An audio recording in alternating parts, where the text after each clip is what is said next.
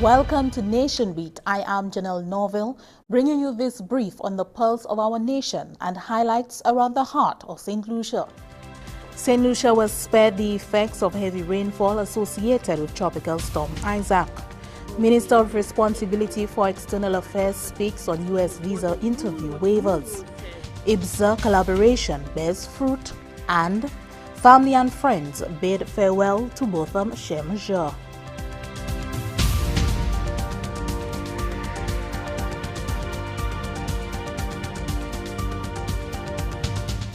St. Lucia was spared the effects of heavy rainfall associated with Tropical Storm Isaac, which was expected to produce 50 to 100 millimeters on the island from September 12 to 14, 2018. The center of Isaac passed between Martinique and Dominica, with maximum sustained winds of about 45 miles per hour. The system has now weakened into a tropical depression, and convection associated with Isaac diminished considerably. Isaac is expected to dissipate within the next few days. The cloud system associated with Isaac remains poorly organized, and St. Lucia fell between the rain bands of Isaac. Hence, the island has thus far not received the expected rainfall. However, cloudiness and showers trailing Tropical Depression Isaac will continue to affect the Lesser Antilles, including St. Lucia, during the next 24 hours. Residents, especially those in flood and landslide-prone areas, are to be vigilant, and small craft operators and sea bathers are advised to exercise caution due to locally rough seas. Minister with Responsibility for External Affairs, the Honorable Sarah Flood-Bobre, has welcomed the decision by the U.S. Embassy to implement interview visa waivers in St. Lucia for qualified applicants wishing to renew their U.S. visas. This came into effect Monday, September 10, 2018. Minister Flood-Bobre says there are many benefits aligned with this decision. We know, for example, the cost of air tickets to Barbados, to and from. Most persons applying for non-immigrant visas would have to pay the high cost of these tickets, would have to overnight in accommodations, in addition, of course, to the fees that have to be paid for the visas, the monies that have to be paid to have the visas or passports FedExed back. And we know how exorbitant that can be, especially when you have a number of family members applying. And for many, many years now, St. Lucians have had to spend all this money in applying for a U.S. visa, and sometimes it is even rejected. So we can see immediately what the benefits of that decision is, and we do welcome this and thank the United States government for considering doing this at this time. St. Lucian passport holders, with the exception of beneficiaries of the Citizenship by Investment programs, may qualify for a visa renewal interview waiver if their previous visa expired within the past 12 months. One would have to go online and fill in the usual application form, and then one knows whether or not he or she in fact can proceed without having to be present at the U.S. Embassy for the visa interview. So the waiver of the interview is not automatic, but what the new rule says is that we are now eligible, providing we meet certain criteria. So as the Ministry of External Affairs, we will be continuing to monitor this to see how many St. Lucians, in fact, are able to benefit from this. And we would encourage our citizens to continue to be in touch with us so that we can receive information firsthand. The applicant must be physically present in St. Lucia or within the consular district of the U.S. Embassy in Bridgetown, Barbados, to avail themselves of this opportunity. Additionally, the previous U.S. visa must be in the applicant's possession.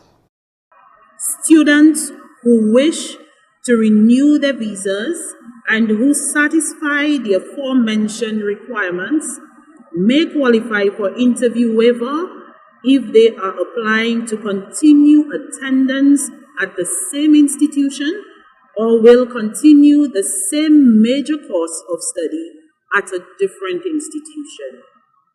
Applicants seeking to renew work-related visas who are returning to work for the same employer or company as annotated on the previous visa may also qualify. Applicants under the age of 14 and over the age of 79 years will continue to qualify for interview waiver in most visa classifications. Applicants who acquired St. Lucia citizenship via an economic citizenship program and all third country nationals will still be required to schedule visa interviews for visa renewals. The Prime Minister of Barbados, during the last meeting of the Council of Ministers of Finance and Planning, COFAP, highlighted the critical role played by the organization in advancing CARICOM's single market and economy, CSME. Listing the region's many challenges, she asserted that immediate action was required to undo the damage which is currently being done not only to the country's economic stability, but also to its citizens. This was the second meeting of the Council of Ministers of Finance and Planning, COFAP, held in 3 months, following a 5-year period since the last meeting was held. Prime Minister of Barbados, Mia Mottley, highlighted some of the common challenges faced by CARICOM member states, which include but are not limited to the EU blacklisting and the continued struggle to stabilize economies and financial services. Mottley further stated that the fact that countries continue to attract investments in a way that undermined other countries' stability reiterated the need for common community investment policy and code. When we look at the investment policy code, that was first settled as far back, I think, as 2008 or 2009. So that we are talking about almost a decade in the wilderness in the absence of being able to settle some of these critical initiatives. That this meeting can bring us closer to settling and signing off on them, that we can enhance the ability of our citizens to be able to access credit by putting a framework in place that protects both the individual citizen as well as the financial institution is absolutely critical if we are going to give true expression to improving the lot of our citizens. She urged COFAP to address that which is fundamentally linked to the competitiveness of the single market, but related to how the economy functions. These, she said, must be advanced if CARICOM is to take the matter of single market to the next level. And I referred to the question of the integrated capital markets of our region. All of us are having access problems with respect to capital. Too many of our citizens in the productive sectors, too many of our companies in the productive sectors are complaining about their inability to be able to access capital in ways that make sense and at costs that make sense.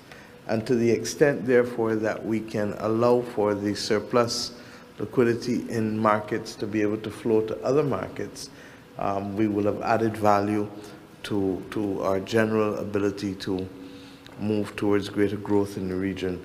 According to Prime Minister Mottley, the decisions made at COFAP meeting are critical to the advancement of the CSME.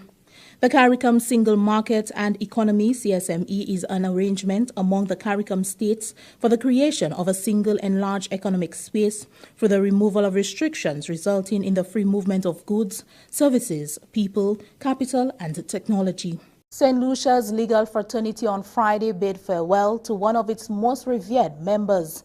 Anissa Antoine attended the special sitting of the High Court held to honor Marcus Peter Foster.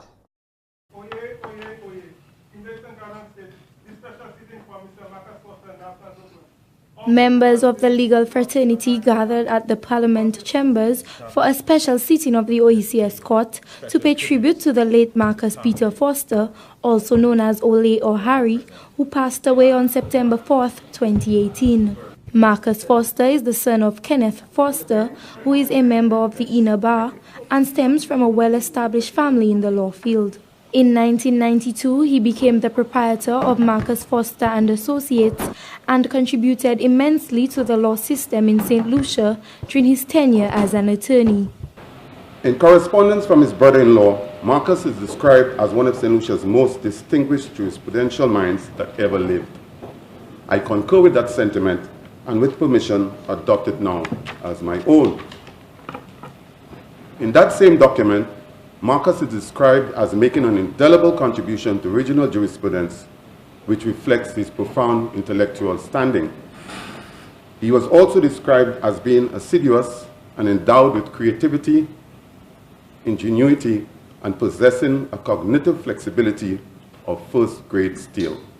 Again, with all of these sentiments, I concur, and with permission, adopt them now as my own. To me, Marcus had clearly mastered his craft. He was persuasive in closing, swift with counter-legal arguments, winning in closing where he may have lost on submissions, or winning on submissions where he could not win in closing. All this he could accomplish, not with venom and animosity, but with casual confidence, a matter-of-fact style that was seasoned always with wit and humor. Marcus Foster was a past student of the St. Mary's College, Sir Arthur Lewis Community College, the University of the West Indies Cave Hill, and graduated from the U Woodin Law School in 1989. He had the capacity to and did help lawyers, both junior and senior, and all lawyers acknowledged that he was a repository of legal genius. Despite this in his character, he had a sense of humility, cloaked in wit, and had a natural ability of concealing his pain in laughter and humor. The funeral service of the late Marcus Peter Foster will be held on Tuesday, September 18th at the Minor Basilica of the Immaculate Conception. From the Government Information Service, I am Anicia Antoine reporting. This is Nation Beat. We're back after this break.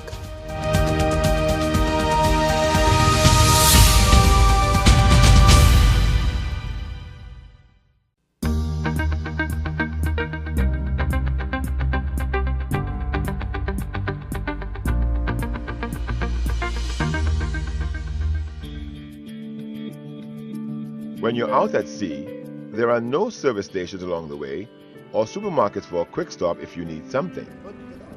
It is essential that everything you will need while at sea is on the boat before you leave. That's why pre-sea checks are so important. Checks should be carried out by more than one person to ensure that all essentials are on board. Everything on board? Yeah, everything here. Still the show. Yeah, podcast with that boy.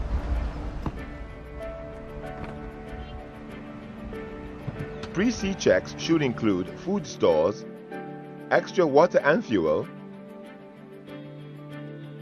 navigational equipment, safety gear, and communication equipment. Okay, lighthouse, that's what I'm doing. Before heading out to sea, always ensure that all equipment is in working order, you are stocked up on food and also extra fuel.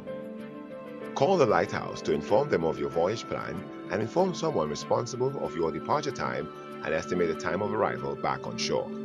For more information on obtaining a license to fish, contact the Department of Fisheries at 468-4143. Welcome back. An ongoing farming project established in conjunction with the India, Brazil, South Africa IBSA Fund has yielded several successes. Dr. Darrell Best, veterinarian and animal husbandry officer in the Ministry of Agriculture, said the IBSA project addressed several sector challenges. We've done, or what we've actually tried to do through the IBSA Fund, we've actually done different segments or different cohorts. Our first thing was that we actually brought in some new bloodlines of both sheep and goat into the island to help improve our bloodlines and improve the quality of animals that we can make available to the farmers and therefore for the farmers to the general public. That has been ongoing for at least a year, 2 years now, and we're actually getting our offsprings out to the farmers, and the farmers are getting some good results from the offsprings, and therefore they can help now produce or profilate these animals. The IBSA grant also provided for educational opportunities for both farmers and technical agriculture officers. In St. Lucia, we've accomplished thus far 3 farmer field schools, one in small ruminants, swine, and poultry.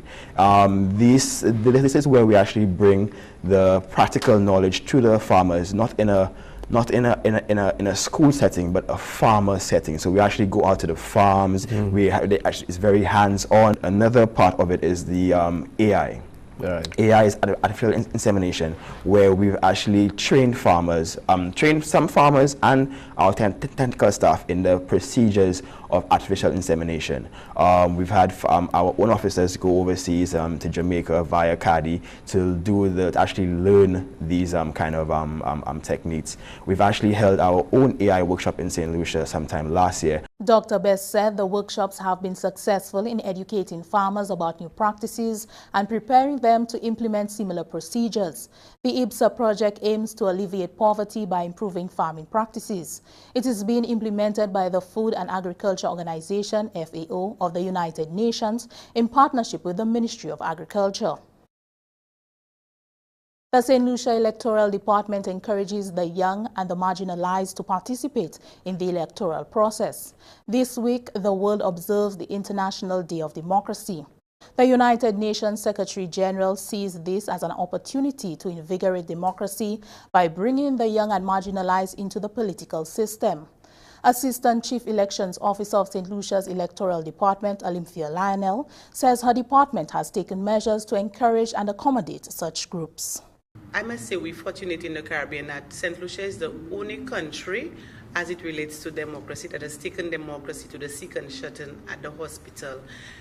In 2016, SI number 13/2016, the law was amended that you can go to a hospital or a care institution to allow those persons to exercise their franchise, where at the last general elections, persons were able to cast a ballot right at their bedside. For the care institutions, we were able to do a mobile unit where persons were able to exercise their franchise and for us to move on to the other institution. Lionel also unveiled her department's efforts to further educate citizens on the process of obtaining ID cards in an effort to encourage persons to participate in the electoral process. We had a number of issues with the general public in terms of the services we provide, and as of last year we had instituted this customer service desk where we created checklists with the different requirements for a new registrant, a non-elector, to change your address, if you change your name. So somebody coming to electoral department would go to the customer service desk where the customer service rep would check our system and let you know what is required for whatever transaction you come in to do. International Day of Democracy is observed annually on September 15. The observance was established through a resolution passed by the United Nations General Assembly in 2007. St. Lucians both here and in the diaspora watched the live stream of the memorial service for Botham Shem, who was shot and killed in his Dallas apartment last Thursday. The more than a 4-hour-long service was marked by worship, praise, stories about Jeh's adventures, endeavors, and aspirations. His uncle, former government minister Ignatius Jeh, eulogized the 26-year-old.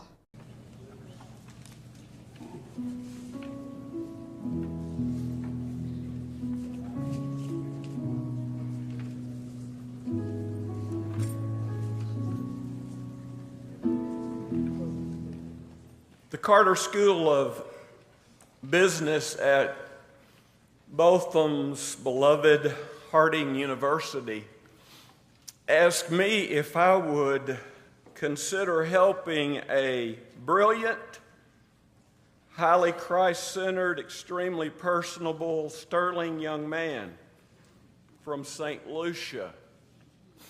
They said, we really only want you to do two things. Number one, obtain for him a quality internship in Dallas, hopefully,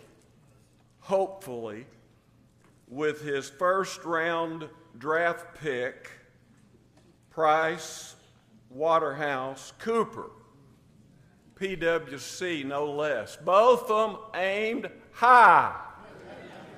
Botham aimed high in his pursuit of excellence in everything. PWC is hurting, not just in Dallas, but all across our country. And I want to thank you all for the opportunity to share what Bo meant to 55,000 people in PwC. I'm honored to pay tribute to Bo in his memory with all of you. For you are the people who love Bo and the people that Bo loved the most.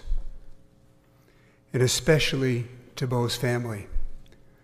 I am amazed by your strength, and I am in awe of what an incredible young man you raised. And I hope by my few words, I can give you the comfort that he will never be forgotten. My name is Todd Gentry. I'm the campus minister in Botham. In 2011, I got to meet him. Later on, he became my intern in ministry. In 2011, Botham said, Todd, why don't you lead a group of students to my island of St. Lucia? It's a beautiful place. I've been leading students to other places and doing other things. And so we got together, and 2012 was our first trip to St. Lucia. I wish that all of you could see him in those moments. We went and worked with children that did not have parents. He was good with both the little ones and the old ones. We walked along the streets of Grocery St. Lucia and helped everyone that needed something done, whether it meant taking a machete to a grown-up lot or fixing a door or just singing with people that needed a friend. We went to the juvenile detention center and let know a bunch of boys that needed hope that there was hope. And we played soccer. And in 6 years, they beat us once. But anyway. And Botham wasn't a good soccer player. We went into the nursing homes of Castries and Vieux-Fort. And Botham Shaw loved those people. And he combed their hair. And he sang to them. And he loved them. And he cleaned up their messes. We went to the hospitals in Castries and Vieux-Fort. And at every hospital bed, we stopped. And we prayed. And we sang. And we talked. That's who Botham was.